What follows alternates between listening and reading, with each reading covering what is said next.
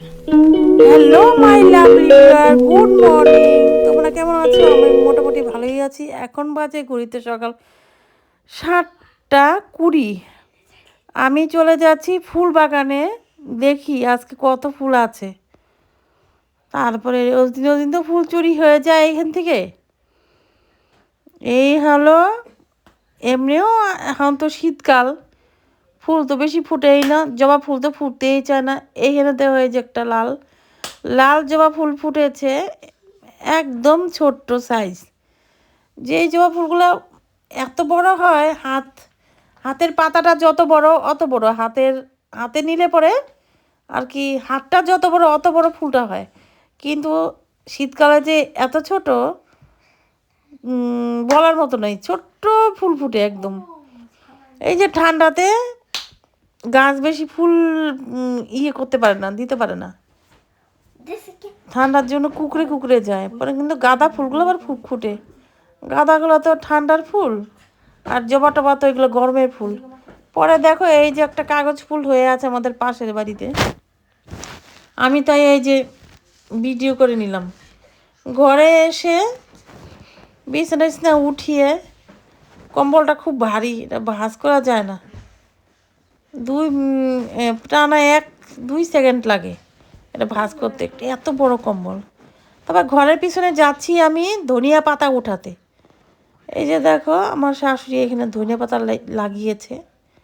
এখানে এখনো পর্যন্ত খাওয়া হয় নাই, আমি দেখতে গিয়েছি, দেখি তো কত বড় বড় হয়েছে। এখন দেখি অনেক বড় বড়ই হয়েছে। এখানে দেখো, এখানে এখানে আবার মিষ্টি কুমড়া গাছ লাগিয়েছে, পাতাগুলো বেশ ভালো টেস্ট হয়। বাড়ির ধনিয়া পাতা, নিজের চাষ করা গাছ আর কি।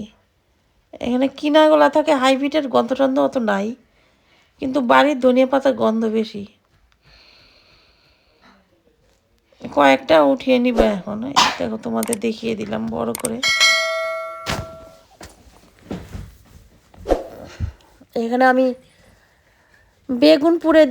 বেগুন পুড়ে রেখেছি ঘরে, ওই বেগুন পুরার মধ্যে দিব ধনেপাতা। তারপরে এই যে আমাদের সিম গাছ, এই যে দেখো সিম লাগিয়েছে, আমার শাশুড়ি লাগিয়েছে এবার, আমি আবার গাছ টাছ লাগাই নেই। তোমাদের একটা মজার কথা বলছি, আমি গেল বছর যে লাউ গাছ লাগিয়েছিলাম, তারপরে একখানে গিয়েছিলাম ঘুরতে এসে দেখি বাড়ির লাউ গাছ সব চুরে নিয়ে গেছে, পুরো গাছটা একদম কেটে কেটে নিয়ে গেছে। গাছের পাতা, পরে গাছের ডগা অনেক মোটা মোটা ছিল, রাস্তা দিয়েছিল লাউ গাছটা, তাই হয়েছে চুরে নিয়ে গেছে। তারপরে দেখো এই যে ধনে পাতা উঠে নিয়েছি।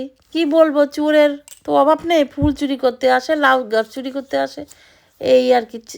যদি চাইতো আমি তো ঠিক দিতাম, কিন্তু এই যে লাউ পাতা বলে চুরি করে, এই আমার জীবনে প্রথম শুনলাম। তারপরে এই যে দেখো ঘরের মধ্যে চিকেন রান্না করলাম। এই যে লাউ গাছটা এত কষ্ট করে লাগিয়েছিলাম, চুরের জ্বালাতে এইবার আর দুঃখে আর লাউ গাছই লাগিনি।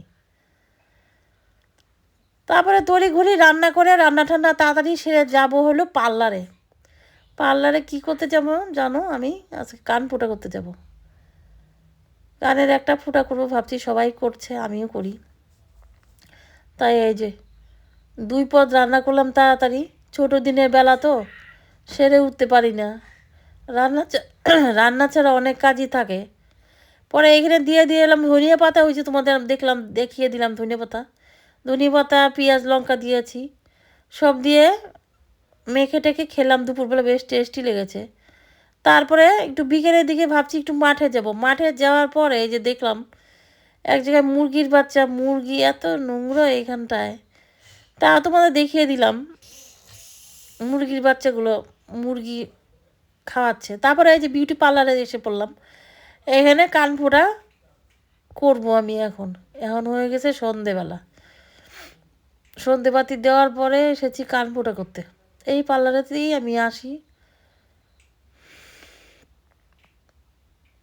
তোমাদের আর কান ফোঁটা দেখাতে পারবো না, আমার এত ভয় লাগছে। কি করব, 2-3 জন আমাকে ধরছে, তারপর কান ফোঁটা করছি। আমি তো জানি না কান ফোটার সময় এত ব্যথা হয় না। কান ফোটার সময় ব্যথা হয় না, কান ফোটা করা হয়ে গেলে তারপরে ব্যথা হয়। এই পার্লারে আমি সব করি। এই পার্লারে হয় না, বাজারে, আমাদের বাজারে, বাড়ির থেকে বাজার 2 মিনিট। ভালোই কাজ টাজ করে এনে, লোকও হয় অনেক। মেন টাউনে পার্লারটা।